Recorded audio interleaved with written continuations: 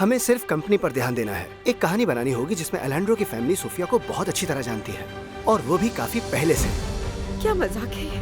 मैं लाकाबूस वापस कब जा सकता हूँ? मैंने पहले ही ट्रांसफर की बात कर ली है, लेकिन ज्यादा एम्बुलेंस मौजूद नहीं है। हमें सफर की इजाजत भी दे दी गई है। आज की रात यहीं गुजारनी होगी। हमें कोशिश करके इस दुख की घड़ी को भुलाना होगा। जी, कर रही हूँ कोशिश।